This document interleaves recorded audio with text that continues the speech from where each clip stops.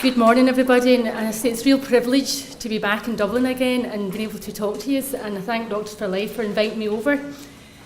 I'm going to talk to you about what it's like working as an obstetrician and a gynaecologist in a country where abortion is available effectively on demand. I think it's good to talk a little bit about the history of how abortion came into the UK. That's actually a picture of Dr. David Steele, but it started off, the movement probably in the early 1900s, but there was a gynaecologist called Alec Bourne, and this is your typical hard case, the 14-year-old girl who's been raped by 5 men. And you can understand that there was, to a point of compassion, that he offered to do a termination on her, and he was taken to task on this, and he was acquitted by the judge and the jury. But this set really a precedent, and there was a movement really, and it was picked up by Dr. David Steele, who was a Lib Dem MP, but really with the backing of the Labour government at the time, that this bill was given time in the Parliament, and it was heard, I think, on around about July, 14th of July 1967, and actually came into being on the 27th of April 1968. So we're coming up to our 50th anniversary. It was brought into being really to talk about the backstreet abortions, and women were dying, and no real number was ever given, but people just imagined that it was thousands of women we're talking about. This is a slide I came across showing maternal mortality starting from 1935 right through to the 1980s. And this is looking at all-cause maternal mortality, with abortion and miscarriage, the sort of top orange. And you can see that the rate of death from abortion fell dramatically long before the 1967 Abortion Act came into play. The confidential inquiries into maternal deaths started in the UK in 1952. And this is a slide showing deaths from legal and illegal abortions and spontaneous miscarriages. And you can see this slide actually starts halfway long from the previous slide. And before the Abortion Act came in, there was around about 1952, there was 50 women per million maternities dying of abortion. Well, there was about 700,000 deliveries in the UK at that point. So you're talking about 30 women dying from illegal abortion. And then when it came up to 1967, that number had dropped to about 30. And then you can see, well, when legal abortion was brought in, that there was as many deaths from legal abortion as there was from illegal abortion. And really from 1976 onwards, the rates of death became negligible for both legal and illegal abortion. But what did the 1967 Abortion Act do? Well, it opened the floodgates. From these small numbers, 20, 30 women who were seen were dying from backstreet abortions, started off in 1968, there was about 1,500 abortions. And within the first 4 years, up to 1972, the rate had went up to over 7,500. And the rate has steadily increased to almost 14,000, just 8 short of 14,000 in 2008. And it's interesting, at this time, in 2008, the government allowed the morning after pill to be freely available for free without a prescription in our pharmacies. And the prescription went from 24,000 up to 96,000 in 2009. You can see that's why the figure has dropped very slightly, but it's around about 12,000 per year abortions occurring in Scotland. When you look at some of the demographics, it's clear that the women in the most deprived areas actually have double the rate of abortion. You can see this in this slide here, where the dark line at the top is the most deprived compared to least deprived at the bottom. This can help us see why women are choosing abortion, that we should be focusing on people who are in the most deprived areas who need help. Well, all women, but women who are deprived obviously need more help and support. When you look at the actual age group of the women having terminations, The vast majority are under the age of 30, and the biggest age group is between 20 and 24 years old. When you look at actually the number of weeks these women are having their terminations at, the vast majority are under 13 weeks. And this has really came about, a big drive by so-called Quality Improvement Scotland, where they're trying to push the number of terminations to they want 70% of all abortions occurring under 9 weeks. The effect this has had on the abortion clinics is the women are being rushed through. It was supposed to be 2 doctors were to sign the forms, so usually a woman would go and see their GP first, and then they'd be referred up to the clinic. But now that's stopped in Scotland. 90% of referrals are directly from the patient themselves.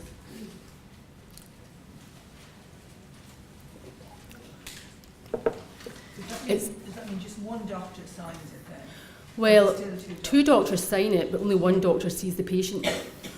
And then there's a pile left in somebody's desk to sign later. It's what really happens in practice. There's about 20 to 30 patients will come to the termination of pregnancy clinic in our hospital every week. It's our busiest clinic. The patients are, it's like a conveyor belt. They're supposed to see a doctor, explain what their situation is. There's a counsellor available, but not always present at the clinic. They're supposed to get a scan. An interesting thing about these women getting a scan is usually always the most exciting part of a woman's consultation when they go in, their first scan when they're pregnant.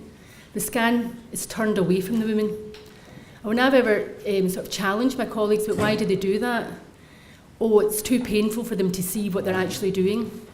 Well, I thought informed consent, you're supposed to see what's on the screen. At least put the scanner in a neutral position where the woman can actually choose to look if she wants to. That could be the very thing that changes her mind when she sees the humanity of what's inside the uterus. And they'll be denied this. It's a whole collusion.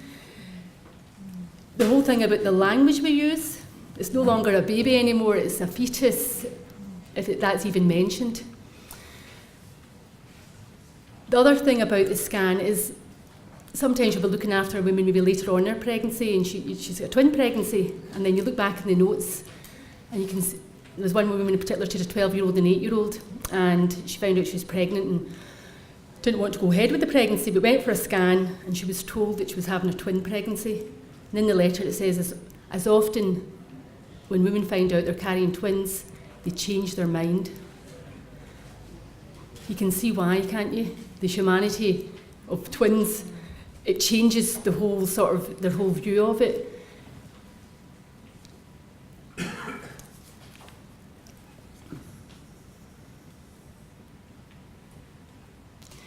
So this big push to have the terminations happen under 9 weeks, they say it's for the mother, but it's really for the expediency of the service. The other thing they've introduced in my hospital just from the 3rd of April is they're offering women choice to abort at home.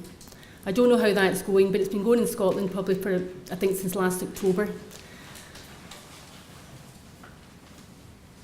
This is a wee look at the figures throughout the UK,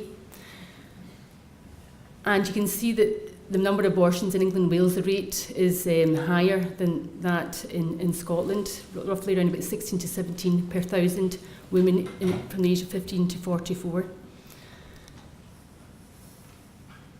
These are the 7 clauses in the Abortion Act. And it's interesting, it was first brought out to save the lives of mothers, but you can see that 98.2% of these abortions are carried out because the pregnancy has not exceeded its 24th week, and the continuation of the pregnancy would involve risk greater than if the pregnancy were terminated of injury to the physical or mental health of the pregnant woman. None of these women see psychiatrists. They're distressed, and that's the mental health issue. The other worrying feature is pregnancies have been terminated, and that's on the up for abnormality. In 2012, there were 156 terminations for fetal abnormality. There's now 214, and 75 of them are for chromosomal. This is figures for 2016. 75 of them were for chromosomal abnormalities, and the majority for Down syndrome. As the earlier speaker said, there are 92% of women who are diagnosed with Down syndrome antenatally are opting for termination.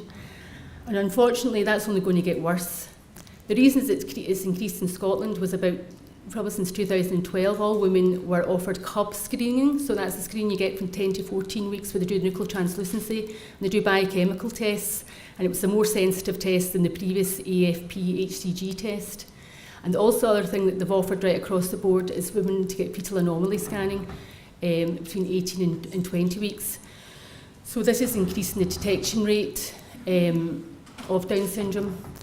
You're probably aware of the Harmony test, which is measuring cell-free fetal DNA, and it's supposed to be 99% sensitive test, but it's still a screening test, and the woman still has to go and have an amniocentesis if she wants to confirm if the baby has Down syndrome. But unfortunately, it is a seek and destroy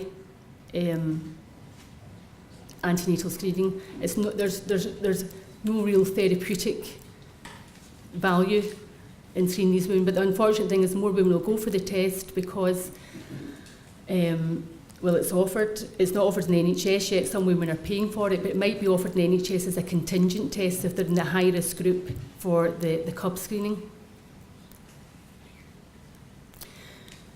The other sort of grounds, I've got asterisks, and when you read the actual report, it said they don't want to give the figures because it might identify the women.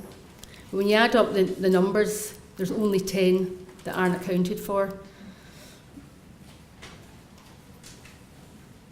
And this is just a figure that's showing the different reasons for the termination for fetal abnormality, and you can see that all ground D, the number of terminations are on the increase. So I wonder what this man, Dr. David Steele, says now. I never envisaged there would be so many abortions. And many of you will be familiar with Dr. Bernard Nathan, who is a big abortionist in America. And he said, "We fed the public a line of deceit, dishonesty, a fabrication of statistics and figures. We sensationalised the effects of illegal abortions and fabricated polls which indicated that 85% of the public favoured unrestricted abortion when we knew it was only 5%. We unashamedly lied, and yet our statements were quoted by the media as though they'd been written in law." Fortunately, Bernard Nathan had a conversion and we became very pro-life, as did Dr. Alec Bourne, the person who did the termination for the 14-year-old. He was one of the first members of the Society for the Protection of Unborn Child. So as you can see, the Abortion Act in Scotland came about really based on hard cases, and we know that hard cases don't make good laws, based on inaccurate statistics. Unfortunately, once it's legalised in your country, it's very difficult to pull back. And in 1990, with the Human Fertilisation and Embryology Act, they thought they'd be able to amend some of the abortions, but what actually happened was they brought down abortion for no real reason from 28 weeks to 24 weeks, but then they allowed abortion for fetal abnormality right up to birth.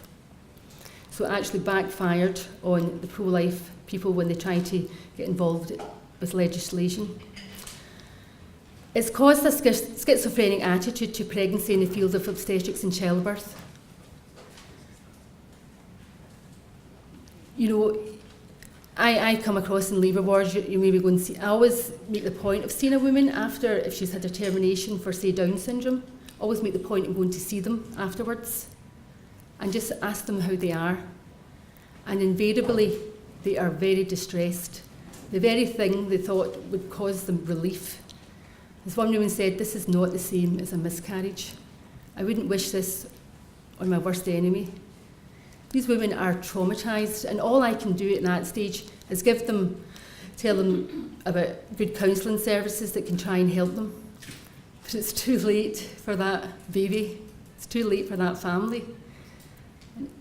And I would love to get involved a bit earlier. Goes to show there is a great need for another way. We're always taught in medicine, first do no harm. There is no evidence that abortion is beneficial. It may relieve the immediate distress, but in the medium term and the long term, the problems are huge. I had a big shock when I came back from working in Ireland, and I went back to Scotland, and you would see patients in the clinic, and you see anxiety in the GP letter, a list of anxiety and depression. Then always below it, you would see there was an abortion somewhere in their history. Crisis pregnancy is a big problem, and it's something we need to address. And it's already been addressed by different agencies, but it requires a compassionate, multifaceted approach, and we do have the resources to help these women. We just need the will to implement them. The beauty about obstetrics is really we have two patients, and we have to protect both of these patients. And I'm delighted to be able to talk to people who are like-minded and try and persuade others to think the same. We have the truth on our side. We have 50 years of abortion in the UK that's shown how much it's harmed women. Thanks very much.